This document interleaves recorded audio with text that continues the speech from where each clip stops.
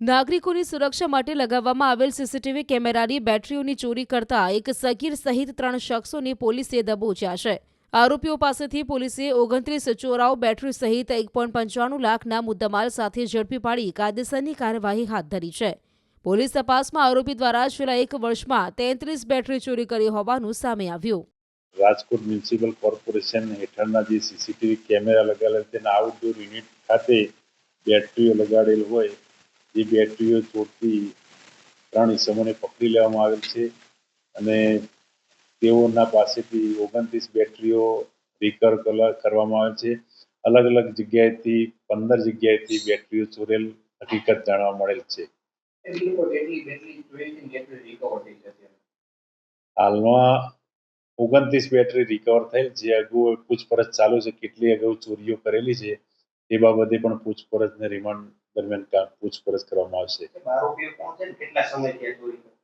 આરોપી સુરેશભાઈ લાલુભાઈ ચારોલિયા તેમજ ધીરુભાઈ જીલુભાઈ વાજેલિયા તેમજ એક બાળ આરોપી છે, કાયદાના સંઘર્ષમાં આવેલ બાળક છે અને આરોપી અગાઉ બે વખત ચોરીના ગુનામાં સંડોવાયેલ છે।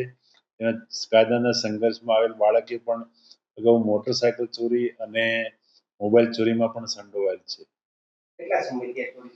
છેલ્લા 1 વર્ષથી આ લોકો બેટરીઓની ચોરી કરતા હતા।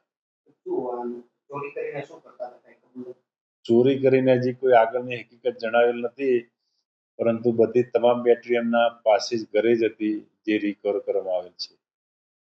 નાગરિકોની સુરક્ષા માટે લગાવવામાં આવેલ સીસીટીવી કેમેરાની બેટરીઓની ચોરી કરતા એક સગીર સહિત 3 શખ્સોની પોલીસે દબોચ્યા છે।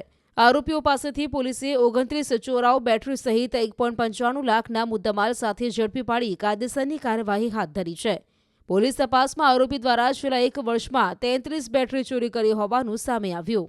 રાજકોટ મ્યુનિસિપલ કોર્પોરેશન હેઠળના જે સીસીટીવી કેમેરા લગાવેલા તેના આઉટડોર યુનિટ ખાતે બેટરીઓ લગાડેલ હોય જે બેટરીઓ ચોરતી 3 ઇસમોને પકડી લેવામાં આવેલ છે અને તેઓના પાસેથી 29 બેટરીઓ રિકવર કરવામાં આવે છે।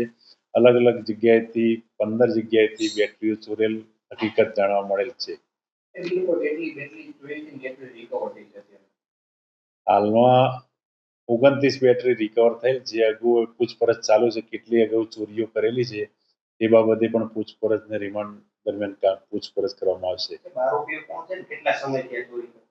આરોપી સુરેશભાઈ લાલુભાઈ ચારોલિયા તેમજ ધીરુભાઈ જીલુભાઈ વાજેલિયા તેમજ એક બાળ આરોપી છે, કાયદાના સંઘર્ષમાં આવેલ બાળક છે અને આરોપી અગાઉ બે વખત ચોરીના ગુનામાં સંડોવાયેલ છે। કાયદાના સંઘર્ષમાં આવેલ બાળકે પણ અગાઉ મોટરસાયકલ ચોરી અને મોબાઈલ ચોરીમાં પણ સંડોવાયેલ છે।